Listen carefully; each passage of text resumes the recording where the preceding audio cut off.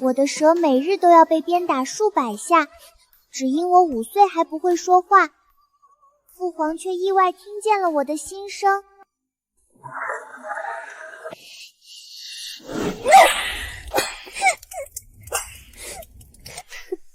5岁了还不会说话，这舌头留着也是摆设，不如每日替皇上好好管教管教。求他，雪儿还小，求你别打了。打是一日不落，饭可就这一碗。娘娘，您还是先顾好自己吧。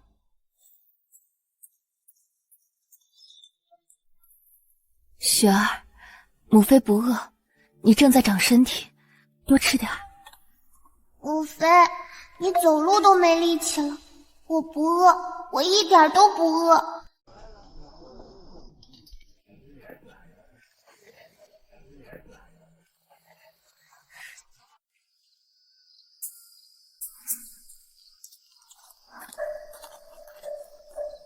这果子像极了画册里的葡萄，母妃饿得没力气，我摘回去给她吃，她肯定就有力气走路了。朕出去走走。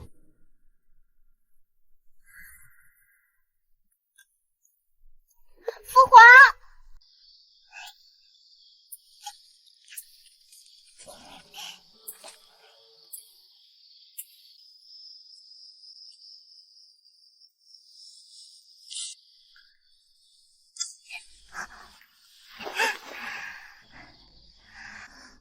母妃说过，树长大要施肥，这果子会不会沾过脏东西？不管了，肚子真的好饿。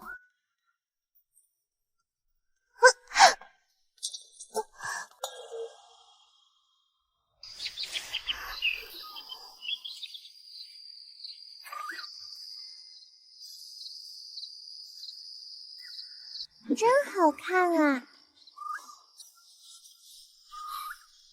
这果子有毒，不能吃。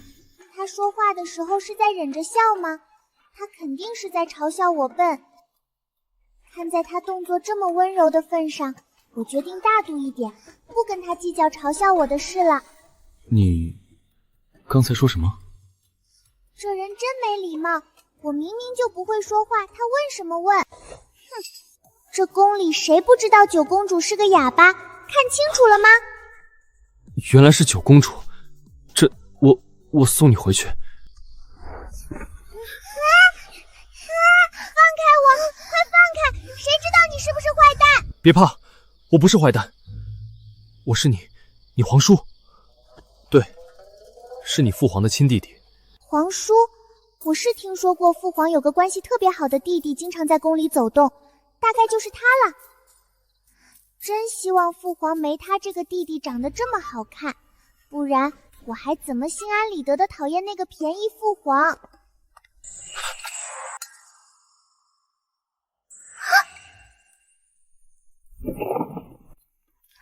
看他这么紧张我就不怕了。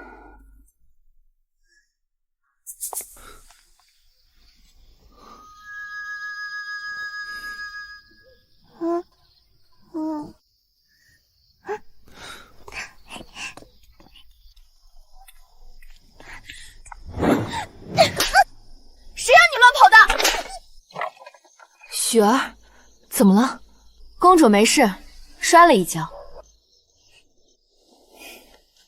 今天10公主5岁寿辰，宫里贵人们都忙着呢，没人回来管你。你就是瞪死我，告状也没用。他说的没错，往常被欺负，贵妃也都是3两句就打发走我们，根本没人做主。幸好皇叔刚送我回来，肯定没走远。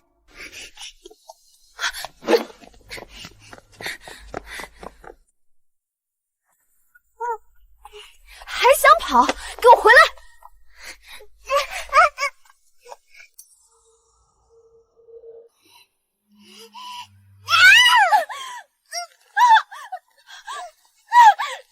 放手！放手！你这个小畜生！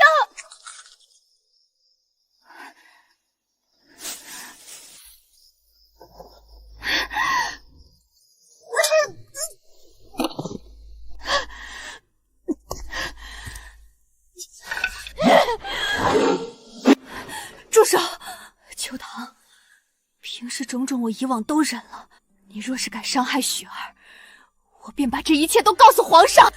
告状！嘉妃娘娘，你见得到皇上吗？谁不知道皇上已经5年没见过你，不过是占着个位分的名号，你还真把自己当宠妃了。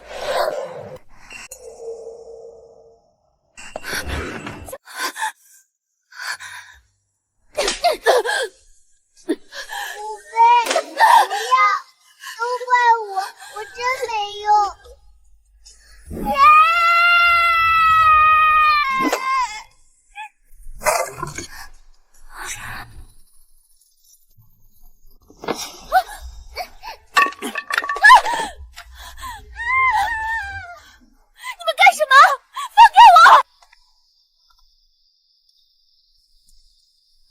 雪儿，这是你父皇身边的太监总管李德顺。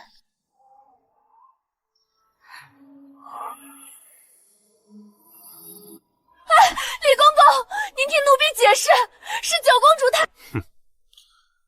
宫女敢对妃嫔和公主下手，当真是闻所未闻。带走，关进大牢。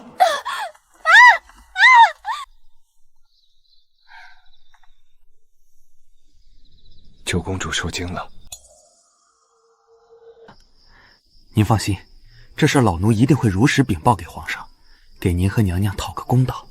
整整5年了，如果父皇真想管，怎么会等到今天？这大概只是李总管的客气话吧。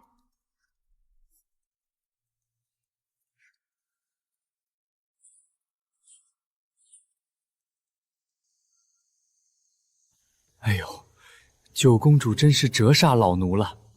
您且等着，好日子在后头呢。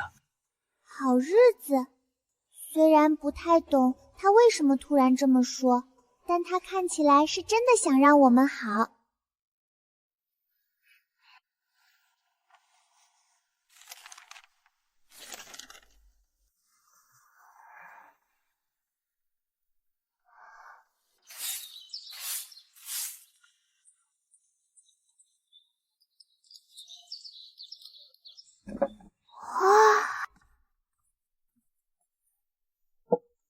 九公主，这是专门给您做的，尝尝鲜。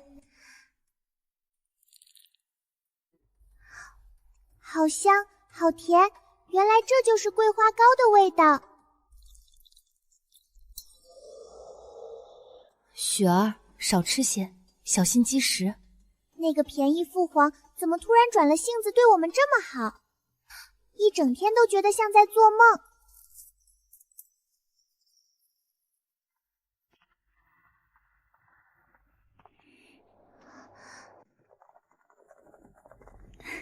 姐姐，皇上念着咱们姐妹情深，特意准了让妹妹搬来这钟粹宫，往后咱们2家多亲近亲近，您可千万别嫌妹妹叨扰。原来这一切的改变都不是给我的，是给他们准备的。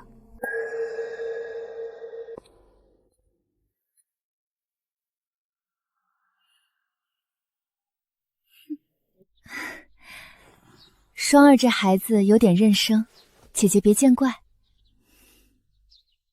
认生也是正常的，毕竟我们第一次见面，我还是主动点吧。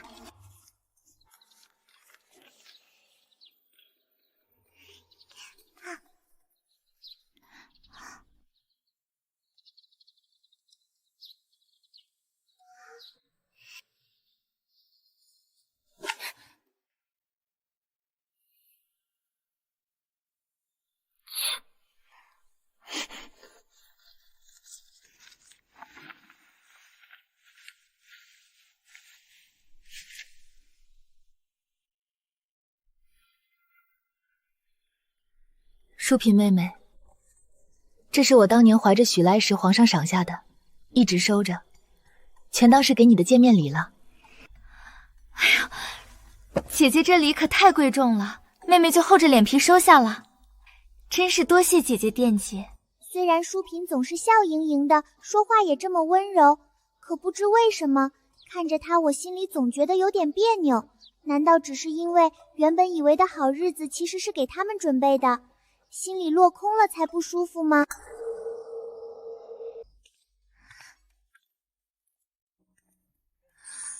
既然要一起住了，还是去主动找十公主玩玩吧。谁要和她一个哑巴玩啊？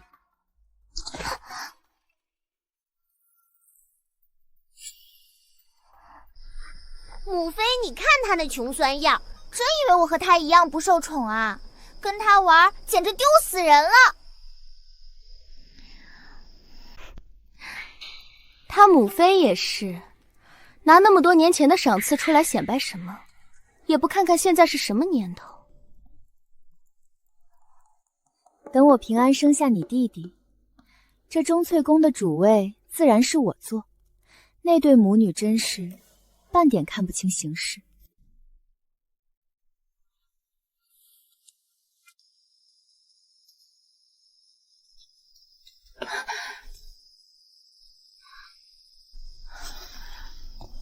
九公主，王爷请您去御花园一见。皇叔，虽然那天他走得匆忙，但他可是这些日子以来第一个真心对我好的大人。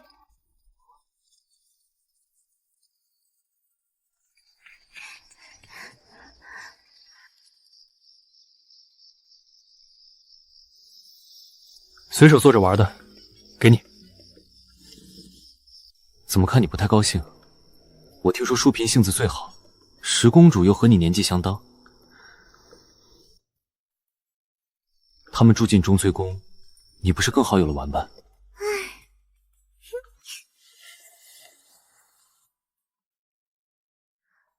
没有不高兴。若是不喜欢他们，我可以去跟你父皇说一声，让他们搬走。不用，我不想给父皇添麻烦，何况现在这样已经很好了。父皇疼他们，我和母妃才能跟着沾光，吃上点好的。要是他们走了，我和母妃又吃不上饭怎么办？说不定那些新调去的宫女是你父皇特意派去照顾你们的呢。怎么可能？他都没见过我。你就这么不信你父皇？哼，虽然不懂皇叔为什么这么在意我对父皇的看法，可现实就是他从来没为我做过任何事，我为什么要信他呢？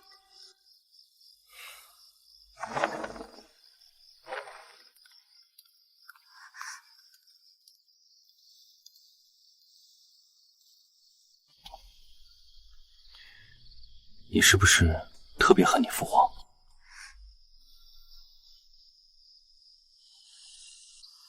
我怎么会恨一个陌生人？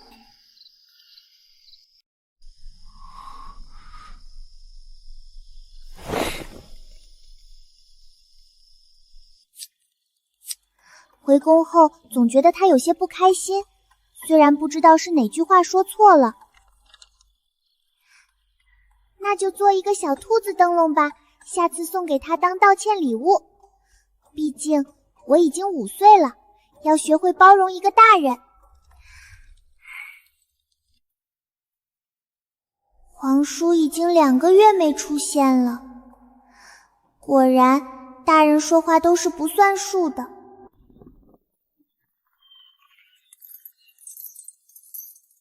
钟粹宫的人越来越多，果然是为了照料怀孕的淑嫔，我就知道我没猜错，这些好东西从来都不是给我的。真好看，像春天刚发芽的小草。十公主每天都有穿不完的新裙子，真是让人羡慕。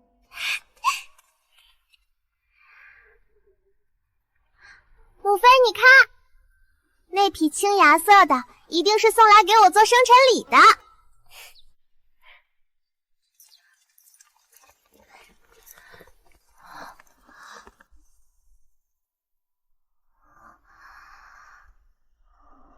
九公主，内务府新到了几匹缎子，奴婢奉命给您送来。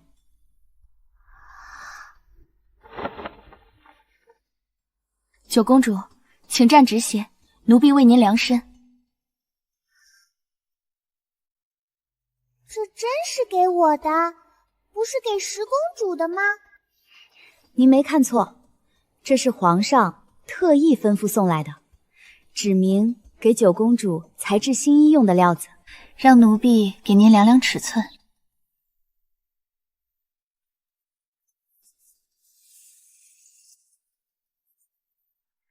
九公主长得真快，这身子骨见长了。皇上还说了，以后每3个月就为您裁一批新裙子，保准让您穿得鲜鲜亮亮的。以后每3个月都有新衣服，那个便宜父皇竟然记起我了。他不知道，以前我的衣服都是母妃拆了自己的旧裙子改给我的。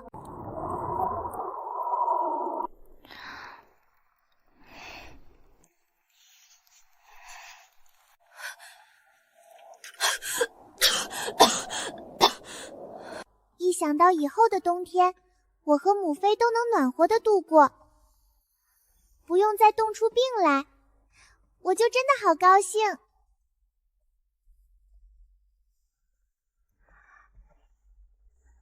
九公主宽心，这料子拿去制衣局赶工，过2日就会变成漂亮的新裙子，给您送回来了。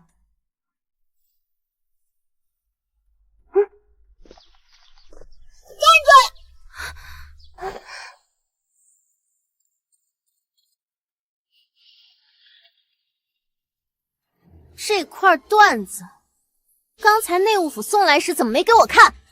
谁给你的胆子把它藏起来的？父皇压根就不记得宫里还有他这个女儿，怎么可能给他送这么好的缎子？这一定是送给我的，只不过被你们这群奴才送错了地方。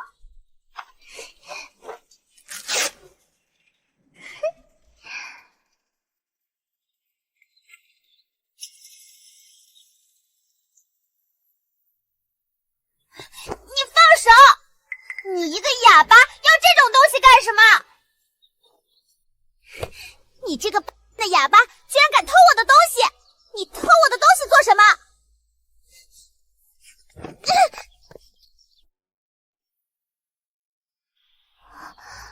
哎呀，我的十公主，你消消气。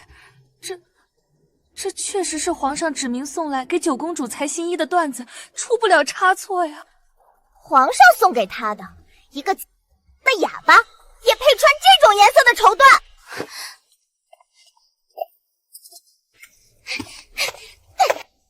不，别踩，那是母娘冬天的希望。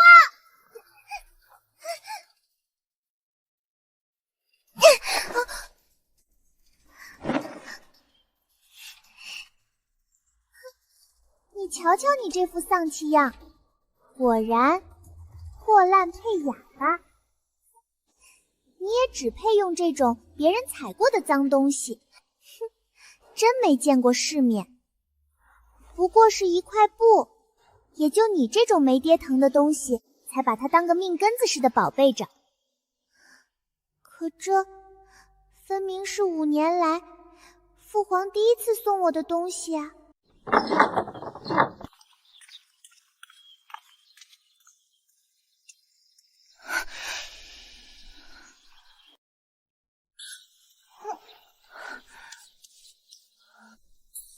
十公主，你为什么要无故推倒许儿，甚至还要践踏她的东西？娘，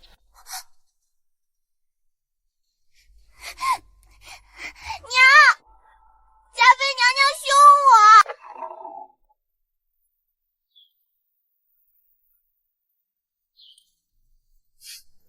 姐姐这是做什么？动这么大气，别吓坏了孩子。娘，我没有推他，是他自己没站稳摔倒的，他还想抢我的东西。是玩闹还是欺负人？我这双眼睛分得清。这缎子是皇上给许儿的，十公主弄坏了东西还动手推人，让她立刻给我女儿道歉。不过是小孩子之间的一场误会，姐姐何必如此较真？倒是姐姐这副咄咄逼人的样子，可真让妹妹有些消受不起。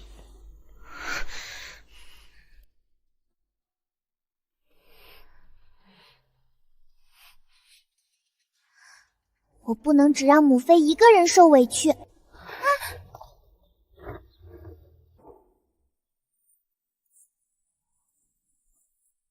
那又怎么样？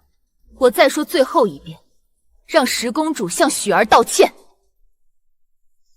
姐姐，我原本还想着你年长，在宫里总归要给你留几分面子。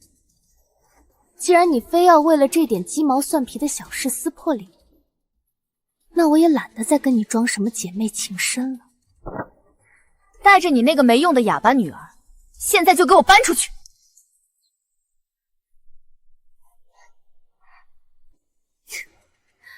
我是皇上亲封的妃，你不过是个嫔，你有什么资格让我搬出主殿？妃，那是以前，我如今怀着龙胎，若是诞下皇子，这主殿迟早是我的囊中之物。何况皇上5年没进过你的门了，你心里没数吗？你现在还算哪门子的妃？还愣着干什么？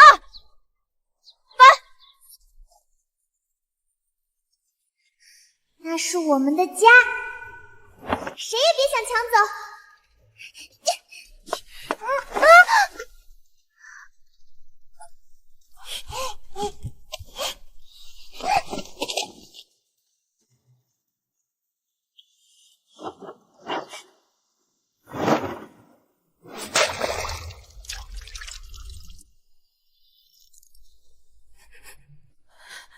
你们放肆！那是皇上赐的居所。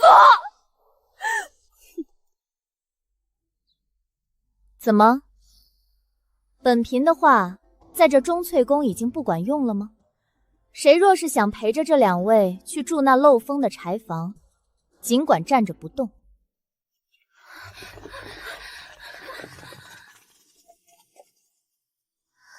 整个钟粹宫，竟然真的没有一个人站在我和母妃这边。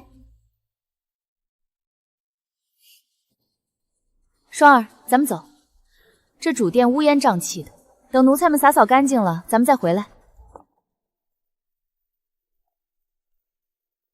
等本妃回来时，要看见主殿的东西全部安置妥当，多余的破烂一件也不准留。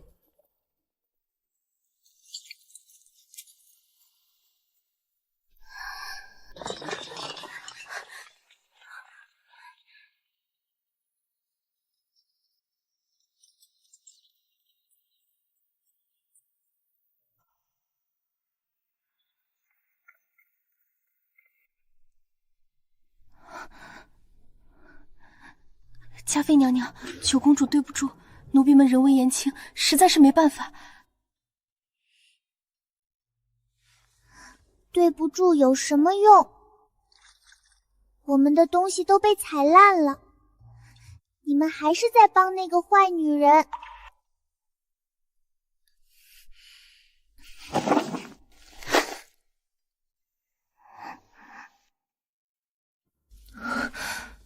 雪儿，别捡了，走，我们去找能做主的人。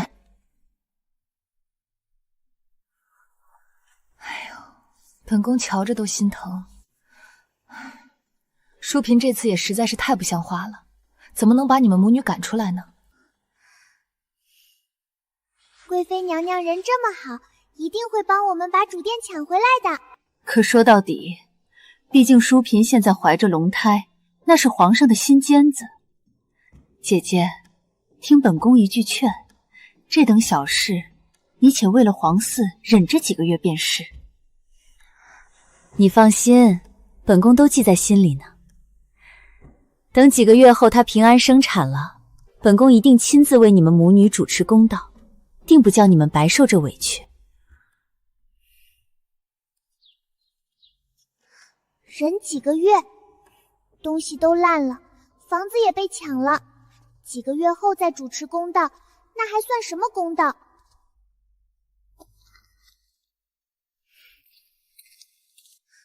母妃，我们要去找那个5年都没见过面的父皇了吗？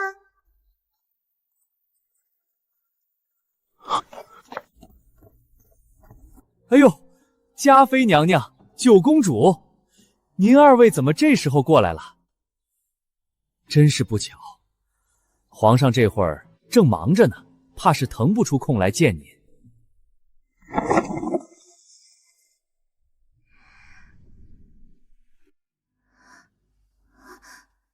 那是十公主今天穿的鞋子。舒桂荣和十公主动作真快，已经抢在我们前头来了。父皇本来就不喜欢我们，他们一定在里面说我们的坏话。父皇，您看儿臣画的这个纸鸢好不好看？哈哈哈，朕的小石画的最是有趣，想要什么赏赐尽管开口。里面的声音真热闹啊！父皇真的不要我们了吗？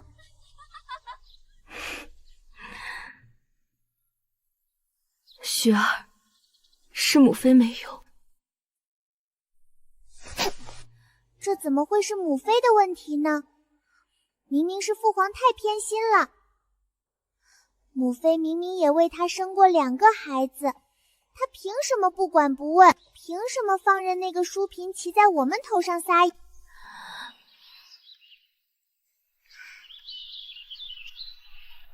传李德顺进殿。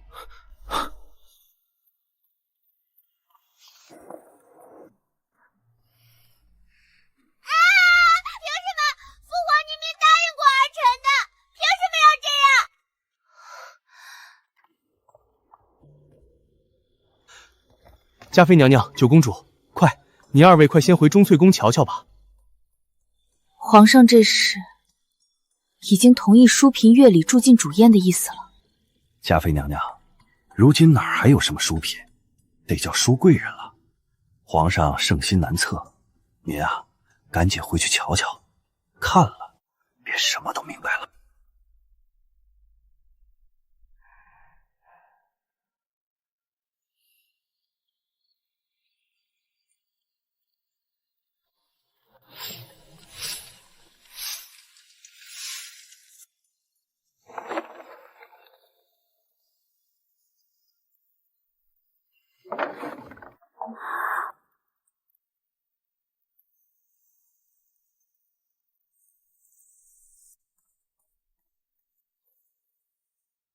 奴婢见过嘉妃娘娘。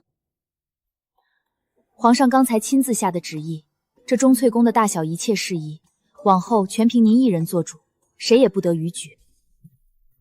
九公主，您的身量尺寸，刚才李公公已亲手送去制衣局了。皇上特地拨了库房里的另一匹青芽缎子，说是过几日就给您送来裁好的新裙子。另一匹青芽缎子。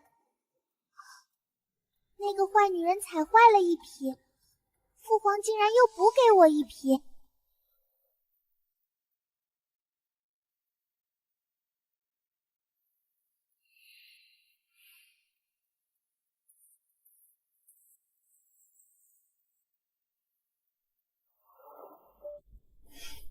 雪儿，难得皇上有这份心，你想做什么就尽管去做吧，母妃不拦你。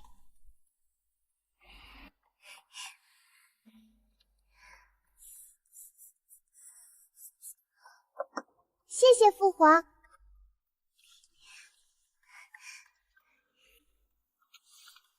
九公主放心，奴婢这就亲自找人给皇上呈过去，保准皇上看了心欢。是。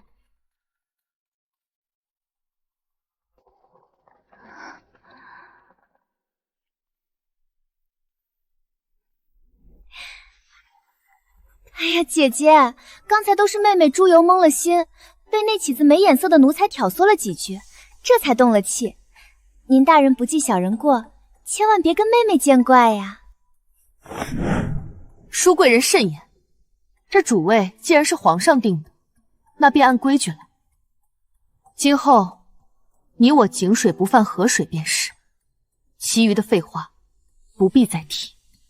姐姐教训的是，妹妹这就带着双儿回偏殿。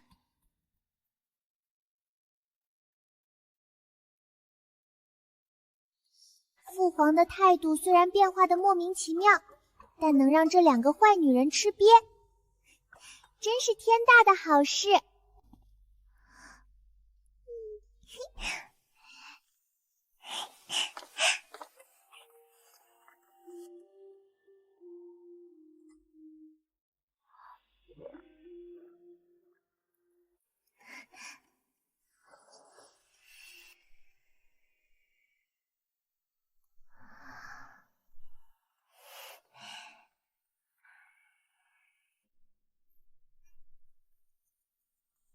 九公主，御花园那边，王爷有请。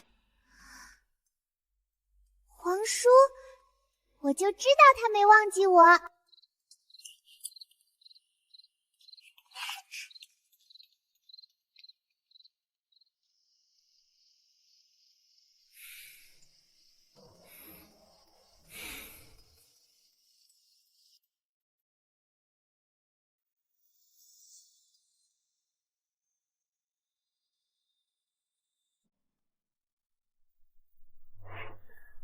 这灯笼是送我的。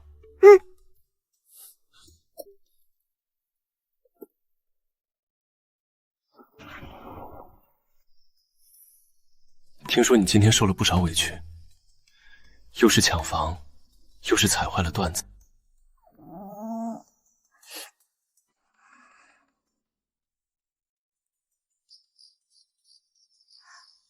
不对呀，今天是皇叔在帮我们吗？我就说嘛，那个便宜父皇怎么会突然转性？一定是皇叔去替我们求情了。算是吧。果然还是皇叔对我最好，那些坏女人根本不知道我也有后台。皇叔这么好，如果皇叔是我亲爹就好啦。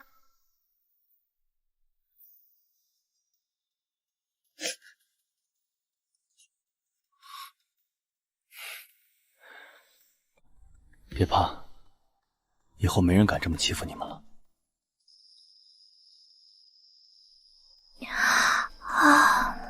雪儿，以后你希望你父皇怎么做？父皇吗？其实，只要他偶尔能想到我和母妃，能像现在这样偶尔出现一下，我就心满意足了。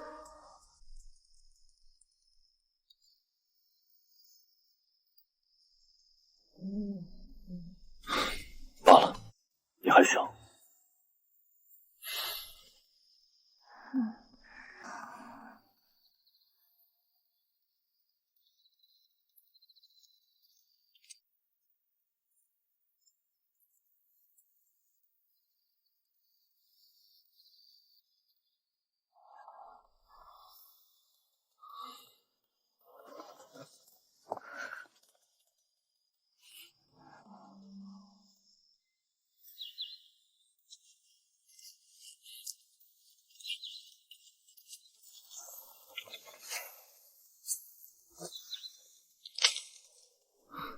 接着，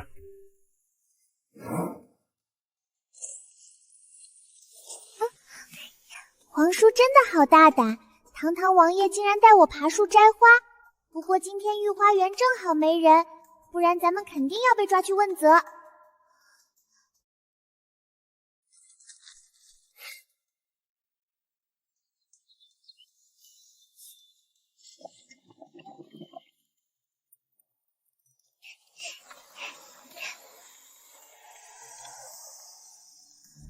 飞起来啦！皇叔送的凤凰真威风。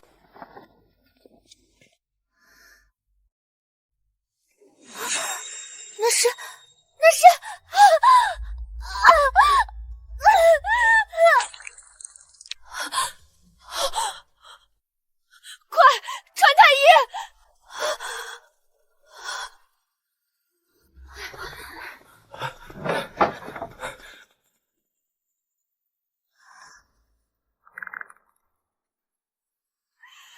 臣等无能，淑贵人这一胎终究是没保住。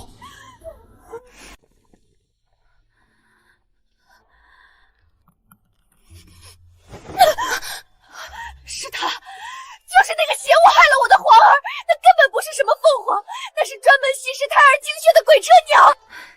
妹妹，你这是伤心过度，胡言乱语了。不过是个孩子玩的纸鸢，哪有这种本事？快别胡说了。我没胡说，太医分明说我胎相吻的。为何九公主一放纸鸢，我就见红了？一定是江雪儿这小贱人诅咒我。太医确实说她胎相吻，突然滑胎是奇怪。可这纸鸢画工精美，怎么看也不像诅咒之物啊。淑贵人，你当真是执迷不悟。雪儿才5岁，你为何要把这种弥天大罪推到一个孩子身上？5岁又如何？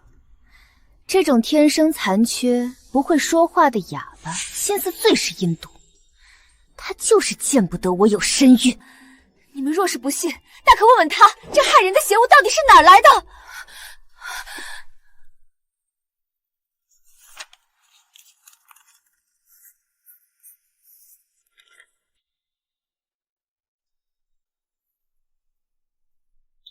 好啊，不仅心思狠毒，还学会信口开河攀扯王爷了。江雪儿，你小小年纪就敢如此狠心，竟用这种脏心害我的孩子，你真是这宫里最阴险的小畜生！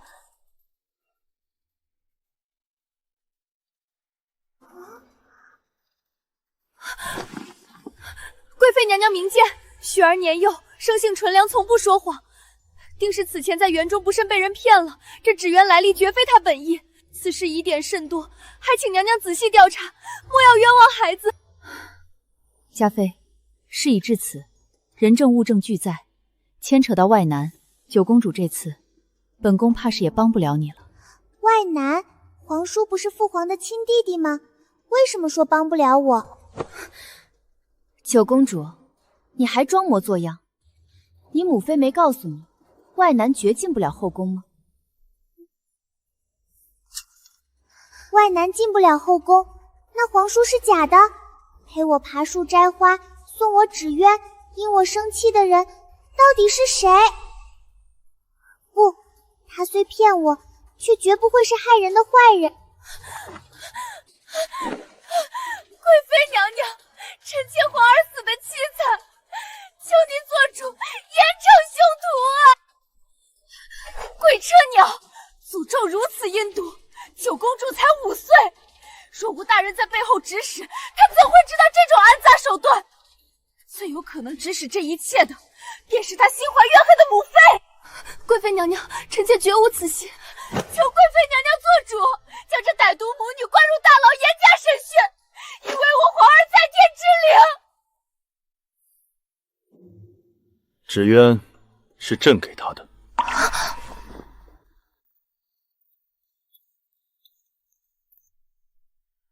淑贵人的意思是朕在用纸鸢诅咒自己的皇嗣吗？父皇，这明明就是我认识的皇叔啊！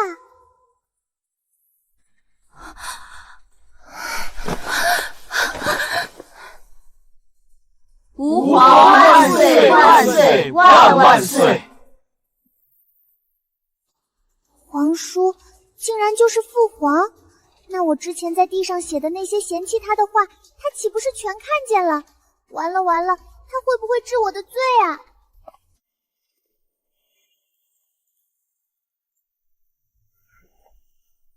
别怕，朕在这儿。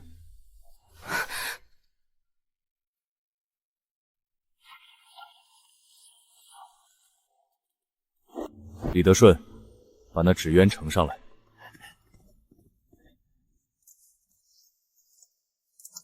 没错，这画工，这扎架，确是朕当初亲手挑选，送给雪儿的那只凤凰纸鸢。既然是皇上御赐之物，那定是淑贵人伤心过度，瞧差了，全是一场误会。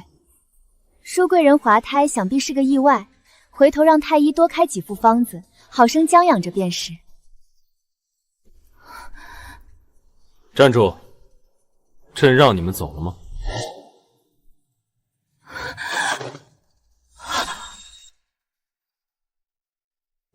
后宫之事，贵妃你就是这样含混管理的？皇上恕罪，臣妾也是忧心淑贵人的身子。淑贵人滑胎疑点重重，你身为协理六宫之首，不思彻查真相，竟想拿一个5岁的孩子顶罪。传太医，带着淑贵人近期的脉棒和药渣滚进来。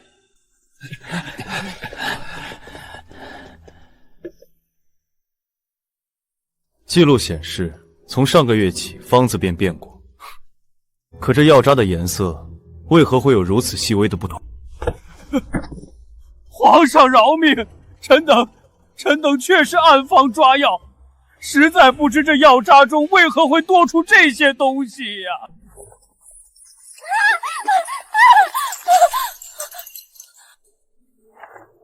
奸药宫女居心叵测，拖出去，勒令处死。太医玩忽职守，贵妃失察之罪难逃。传朕旨意，通通罚俸3月，以儆效尤。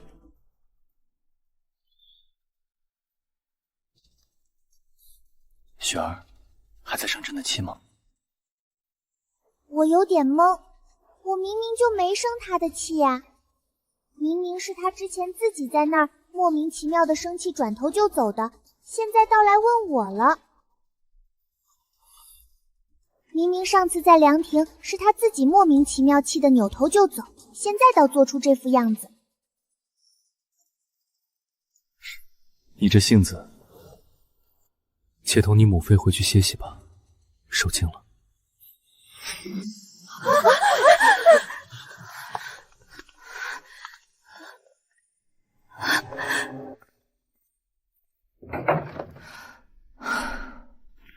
雪儿，告诉母妃，你到底是怎么认识皇上的？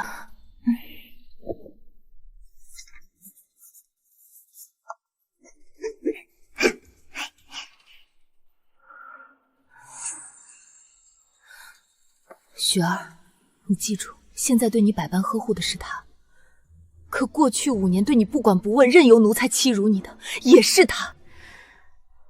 如何待他是你的自由，母姬不拦你。但你一定要记得，别把自己的一颗心全交出去，别再让自己受伤了，明白吗？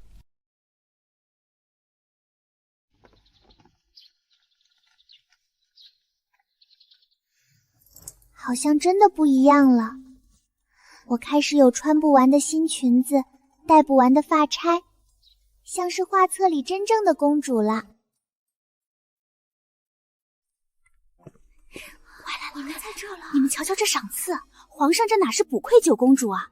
这心分明是在嘉妃娘娘这儿。可不是嘛，这钟粹宫如今的热闹劲儿，我看呐，嘉妃娘娘重获圣宠是早晚的事儿，说不定哪天这后位……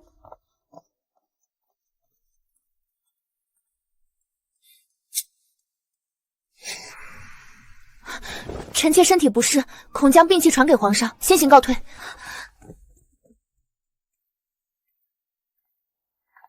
大人之间的事太复杂，我非得找哥哥问个清楚不可。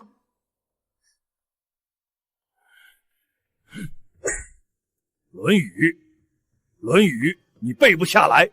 策论你交白卷，堂堂七皇子，整日只知遛鸟斗鸡，简直是不学无术。夫子教训的是，反正本皇子天生就不是读书的料，您老人家也别白费力气了。这真的是我哥哥吗？在我的记忆里，他小时候为了认字能读到半夜。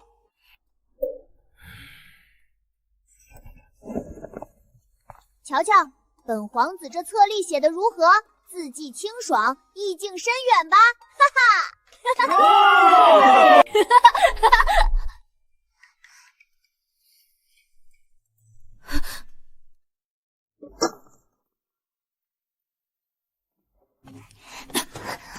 谁带你来的？这种地方也是你能乱跑的？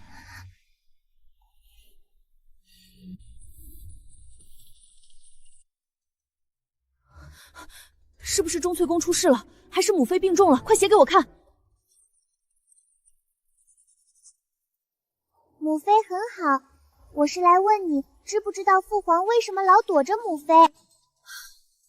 这不是你这种小孩子该操心的事啊！你回宫之后，只要记着照顾好自己，守着母妃就行，别问东问西，尤其是这种问题，听见没有？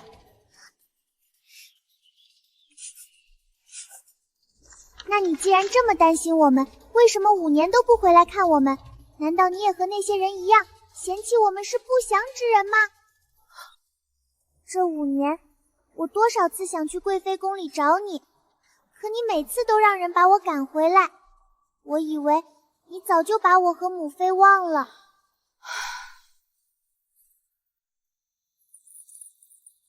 别动！哟，这是谁家的小可怜啊？跑这儿跟七皇子闹别扭呢？九公主，这儿离钟粹宫可不近，你怎么跑到这儿来找七皇子了？是有什么事吗？父皇让我有不认识的字，来问问哥哥。啊，是吗？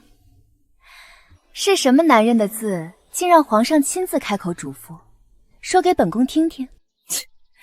母妃，您看这小哑巴能认几个字儿？不过是些花草鸟兽的名字，他脑子笨，见谁都想问。九公主，本宫在问你话呢，是什么字呀？端午将至，宫中到处都在筹备家宴，这个字最稳妥。原来是这个字，过几日便是端午家宴，皇上倒是有心。既然皇上开了口，你这做哥哥的就收收性子，给九公主好好教一教，莫要负了皇上的嘱托。他竟然还不走，是在监视我们吗？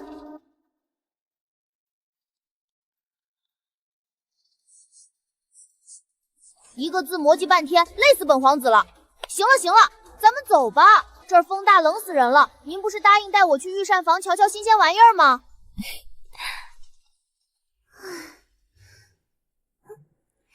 此时，哥哥果然有话要对我说。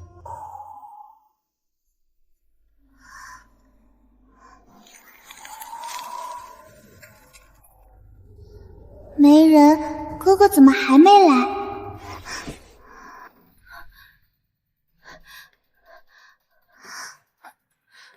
雪儿，长话短说，贵妃远比你想的更忌惮母妃。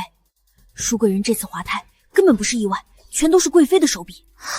她一计不成，必定还会有下一步动作。我在这宫里扮成这副烂泥扶不上墙、不成器的样子，就是为了让她对我放松警惕，让她觉得我没威胁。回去告诉母嫔，让她千万别为我失望。儿子心里一直清楚该怎么做。我这5年是在等机会。好妹妹，嘘，走，别回头。哥哥一个人竟然扛着这么多事，他在贵妃身边就像在狼窝里一样，连说话都只能等子时。贵妃下一步到底要干什么？她害了淑贵人的孩子，下一个会不会是母妃？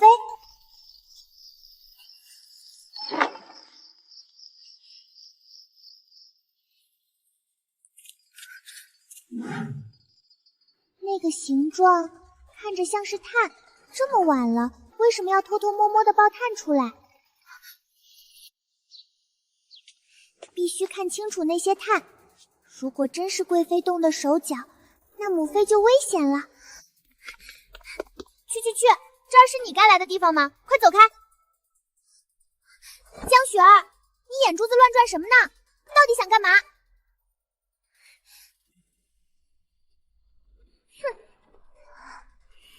我告诉你，江雪儿，你再不走，我就喊人了。你还看？快走快走！你到底走不走？再不走，我真的喊人了。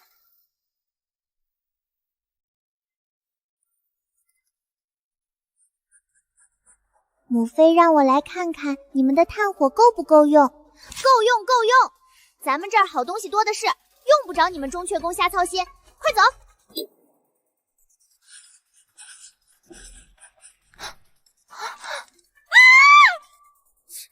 你有有完没完？都对，都对，别以为父皇夸你两句，你就真当自己是个人物了。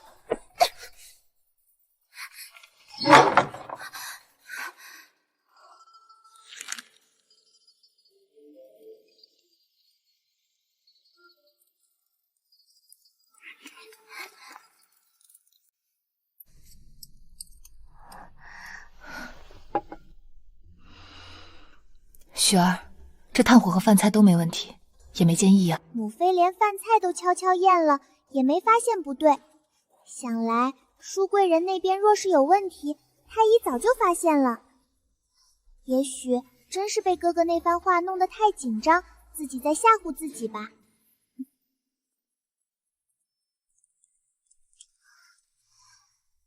走水了！快来人啊！天天走水了！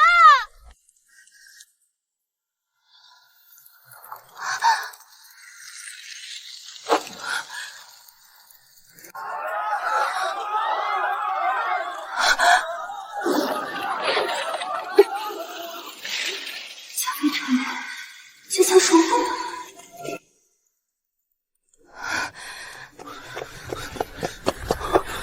景寿，你可有伤着？哪里疼？快让朕看看。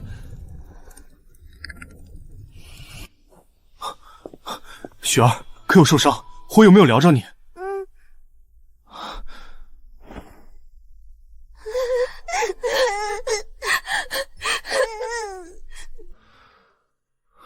这宫里接二连三出事，到底是怎么回事？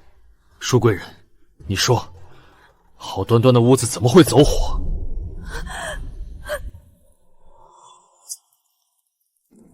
是他，父皇，一定是江雪儿干的。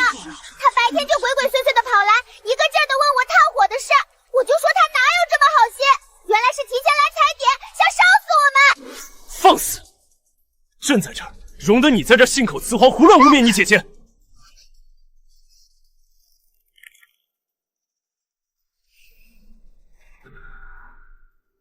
皇上，这天里千干物燥，兴许只是哪里的火星子不小心崩了出来，引燃了门帘。依臣妾看，这大抵真的是一场天灾。贵妃竟然会帮我和母妃说话，真是太阳打西边出来了。不过这钟粹宫近来也确实太不太平了，前有滑胎，后有走水，所以臣妾斗胆私自请了钦天监的几位道长过来，想看看这宫里是不是有什么东西冲撞了圣洁。启禀皇上，臣等观天象查地气，发现有天行之象正临此宫，乃是有那残缺燕雅之人因戾气未消冲犯了紫微星，这才招致接连的灾祸。残缺阴雅，那整个宫里，道长说的难道是九公主？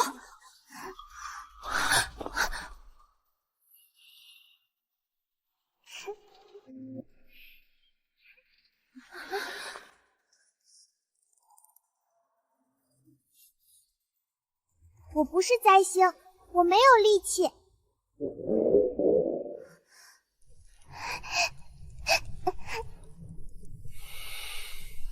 如果是指责我放火，我还能找证据辩驳。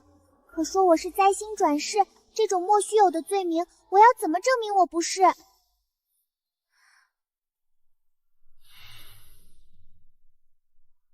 父皇，你也不信我了吗？皇上息怒，此天行之法并非无解，其实化解起来并不难，只需将那灾星移出深宫，安置于玄武门附近的偏僻处，再辅以桃木钉锁其行踪，以诛杀重会宫墙，便可彻底平息上天的怒气。不可能，这都是一派胡言，谁也别想把我的雪儿带走。嘉妃，这恐怕由不得你，冲犯紫薇帝星是何等重罪，若是影响了国运社稷，你承担得起吗？娘娘说的是，灾星不除，轻则地动山摇，重则荧惑守心，国运动乱。到那时，整座皇城都将不得安宁。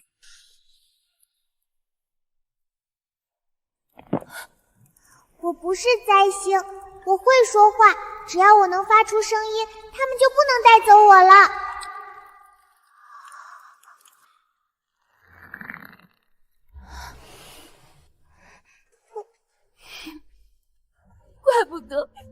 得臣妾一搬进这钟粹宫就事事不顺，先是滑胎，后是走火，原来是有灾星在此。皇上，您可要为臣妾做主啊！臣妾可是您亲自安排住进来的，竟遭此横祸。九公主，既然你们母女如此情深，实在舍不得分开，不如就一同迁去玄武门外安置吧。反正能生出灾星的人，想必本身也干净不到哪儿去。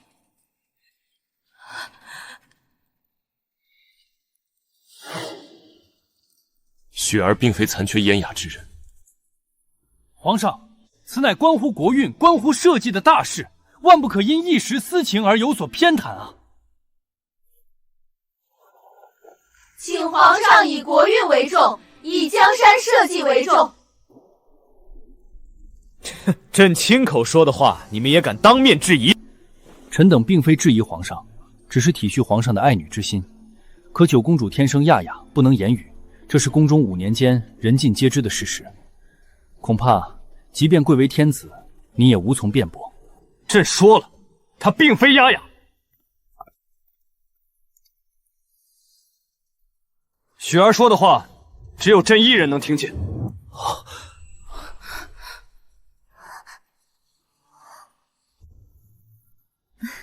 皇上，你莫不是在同臣妾开玩笑？这新生上达天灵，未免也太过玄妙了些。心声，父皇竟然真的能听见我的心声，难怪在凉亭，在御花园，他总是能恰到好处的接上我的话。难道那真的不是巧合？众卿若是不信，大可一试。传笔墨，让许儿背对着朕写字，朕倒要看看谁还敢说他是燕雅之人。无论他写下什么，朕都能在这儿一字不差的念出来。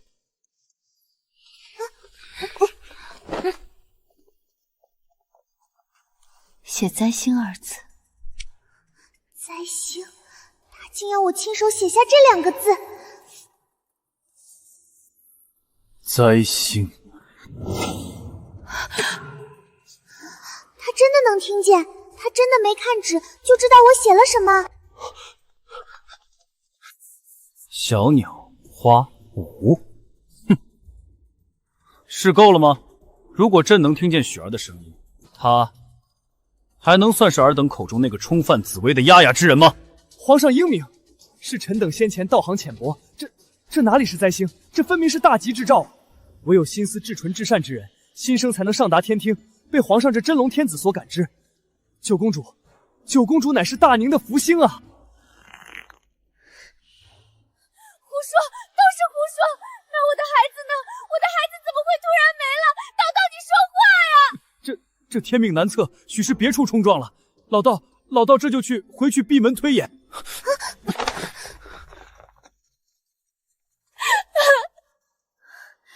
既然钦天监都说是误会，那今日走水之事便当做一场意外吧。天干物燥，往后各宫多加小心火烛便是。皇上圣体要紧，莫要再为此劳神了。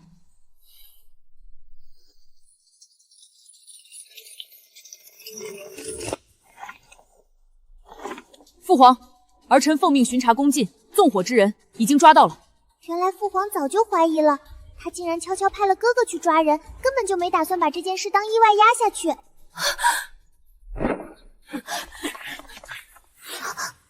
是他，就是那天晚上我撞见的那个抱着炭火鬼鬼祟祟从侧门出来的宫女。皇上饶命！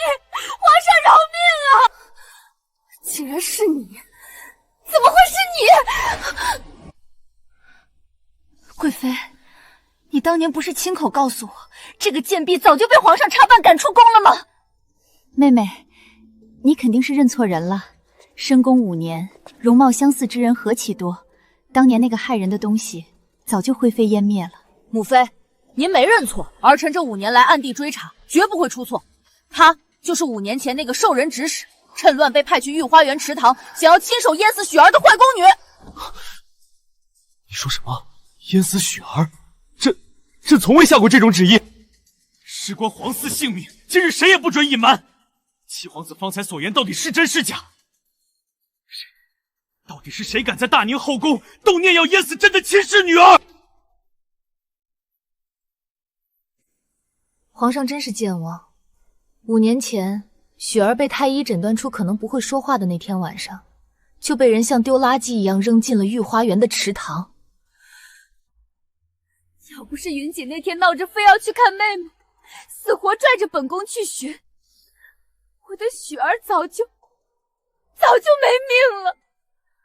雪儿当时发了几天几夜的高烧，命悬一线。可你呢？你是尊贵的皇上，那天晚上你在做什么？你甚至从头到尾都没来看过他一眼。原来母妃一直记得这个秘密，她藏在心里整整5年，就是怕我知道了会难过，会对她这个父皇彻底死心。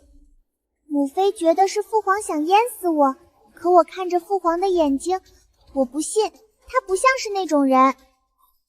景少，在你的心里，朕竟然就是那种能对自己亲生女儿下毒手的禽兽吗？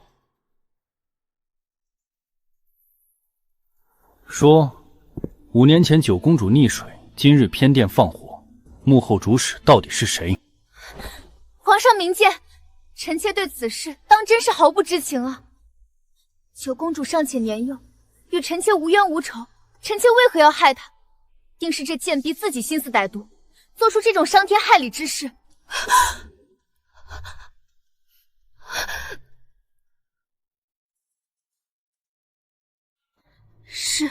是奴婢一人所为，无人指使。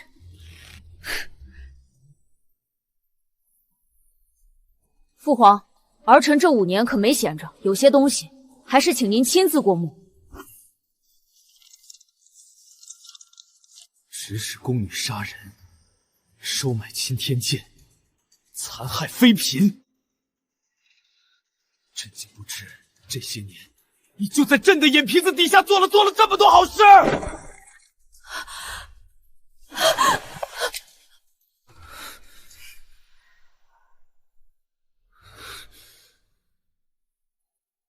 雪儿太小，带她和嘉妃回仙回去。这脏事，别污了她的耳目。雪儿别怕，母妃在这儿，咱们回宫。母妃虽然哄着我，可我看得出她并不打算拦着我去打听，她知道我想看到结局。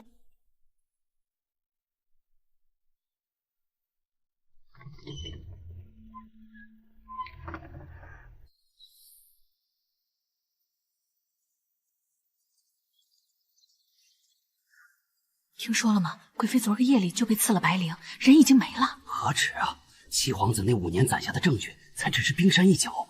现在那些人全站出来了，一件接着一件，把贵妃这些年强压下去的那些脏事儿烂事儿全掀了个底朝天。钟粹宫那位主子这次可真是沉冤得雪了。娘娘饶命，是贵妃！当年是贵妃娘娘买通了奴婢和接生的嬷嬷，让奴婢每天在九公主的饮食里下药，才让公主5岁还不能说话。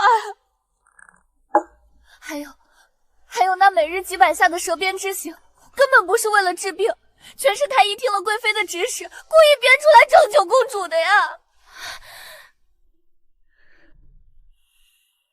白灵真是便宜了他，我恨不得把那个毒妇从地底下挖出来，再杀他1000遍10000千。原来这5年的苦全都是白受的。吃。雪儿，你出生了，你真的能出生了。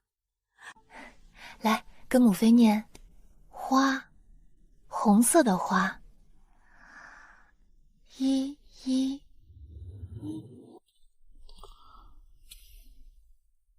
他还是不肯见朕吗？嘉妃娘娘说她身体不适，需要静养，请皇上回吧。我懂，母妃心里那口气还没咽下去，她在气父皇5年的不管不问。父皇也觉得委屈，觉得母妃误会了他的心意。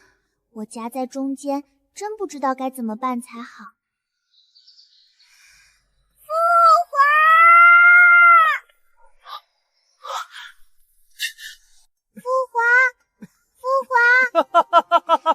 好，朕的雪儿能说话了，听见了没，李德顺，雪儿叫朕父皇了。父皇，你既然这么开心，能不能去跟母妃低个头，认个错呀？哪怕就一回。你这小丫头，现在真是学坏了，竟然开始用心声指使起朕来了。我明白母妃为什么生气。溺水的事虽然是误会，可父皇5年没来看我们是真的。我虽然小，却也知道，在这深宫里，父皇的喜欢就是最大的靠山。您不喜欢我们，别人欺负我们就是必然的。你才5岁，不，刚过6岁。雪儿，你怎么会懂这么多？可父皇终究是皇上，也要脸面。你母妃这些年根本不愿见朕，连侍寝都千方百计的推脱，朕总不能去强迫她吧？你在说什么呀？母妃虽然性子冷，可她以前明明跟我说过，她一直等父皇翻她的牌子，却一次都没等到过。母妃她从来没有拒绝过侍寝呀。雪儿，你刚才心里想的是，你母妃从来没有拒绝过侍寝。那5年里，母妃一直记着父皇可能害我的事，在我面前从不主动提他。但我知道，她心里其实一直倔强等着父皇。她等的是父皇能亲自来给她一个当年的解释。母妃那5年过得好苦，她常常在梦里喊父皇的名字，醒来时，枕头总是湿成一大片。父皇，这里头肯定有别的误会，是不是贵妃那个坏女人搞的鬼？虽与贵妃有关，可有些事是朕当年亲眼所见。父皇，你到底看见什么了？你快告诉我呀！怎么话说一半就跑了？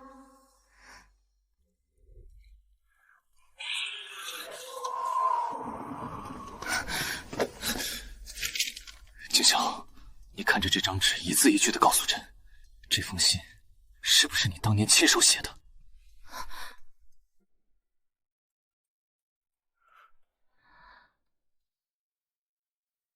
所以呢，你就因为这封信，这区区几行字，就5年不肯踏进钟粹宫半步，5年不肯来看雪儿一眼？当然不是，朕不是那种只凭信件就定罪的人。朕曾亲眼看见你和老八在假山后面举止很是亲近。我和八弟，我与他唯一一次单独碰面，就是那年除夕宫宴后，我回宫路上撞见他醉死在路边，摔得鼻青脸肿。我不过是看在他是你亲弟弟的份上，帮他捡起了掉在地上的玉佩。这就叫举止亲昵，这就叫私相授受。可老八那天醉酒后，亲口跟朕说他倾慕你已久，朕又恰好看见那一幕，再加上你写给贵妃的这封信，朕自然以为你们是两情相悦。这信是我刚进宫时写给贵妃的，当时我为了自保，不得不对她表忠心。你爱信不信？朕信，静叔，朕信你，朕这就去办。父皇，其实我以前不会说话，大概是随了你吧。你明明长着嘴，这5年怎么就不问问母妃呢？非要在这儿自己跟自己生闷气。小孩子家家的，别瞎说。本来就是嘛，父皇真是太笨了，就因为这点说不出口的误会，害得我当了整整5年的小哑巴，母妃也伤透了心。是朕对不住你们母女。这5年来，你哥哥为了查清当年的真相，不得不耽误了功课，故意扮成那副顽劣的样子掩人耳目。你和你母妃更是吃了这么多苦头。静熙，这立后之事并不是朕给你的补偿，你要明白，这大宁朝皇后的位置本就是朕一直给你留着的。父皇又在说大话了，这5年不闻不问的，现在倒说的好听，真当我还是3岁小孩呢。朕初登基时，太后垂帘，权力交叠，他老人家一直想塞自己母家的人进宫，便百般阻挠朕立后。等朕终于能乾纲独断，偏又跟你闹了场荒唐的误会。朕心里憋着一股气，总想着既然你心里没朕，朕也绝不立别人。谁成想绕了这么一大圈，这后位终究还是回到了你手里。其实这几天母妃心里早就想通了，父皇当年误以为母妃心里有别人，那可是谋逆之罪，可他竟也没罚他，甚至连位位都没降过。他只是像个没长大的孩子，自己在那儿赌气，憋了整整5年的不理人，这本身其实就已经说明了许多事。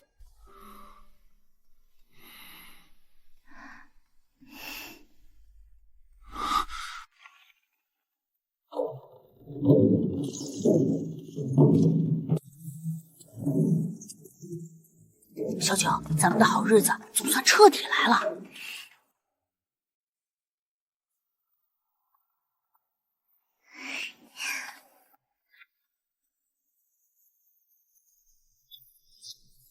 江雪儿，上前来。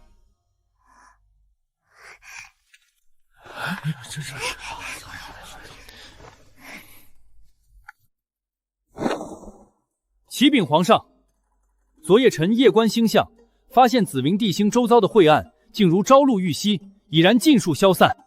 如今天降异象，称紫星伏于天祀正位的大吉之兆，此乃我大宁朝万世不竭之根基呀！什么紫星，什么伏于，这老道在胡诌些什么呢？九公主气运不凡，实乃护佑我大宁江山的吉兆。先前是臣等学艺不精，肉眼凡胎，误判了星象，竟将福星当灾星，还请九公主宽宏大量，恕臣白死罪。没关系，朕已命礼部拟好诏书，九公主江雪儿深得天佑，现赐予封号佑宁公主，意为承上天之厚佑，护我大宁永世安宁。儿臣领旨，谢父皇恩典。也许钦天郡那老道说的真有几分道理。从那以后，大宁朝确实风调雨顺，日子一年比一年红火。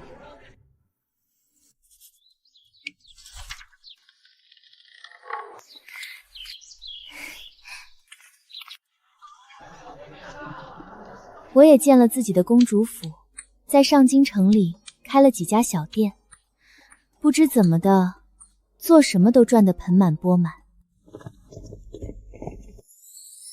国库越来越充盈，百姓的日子也过得一天比一天安稳。咱们这位佑宁公主，那可是货真价实的活财神，真福星啊！于是，无论在民间还是史书里，他们都说我是大宁朝唯一的福星公主。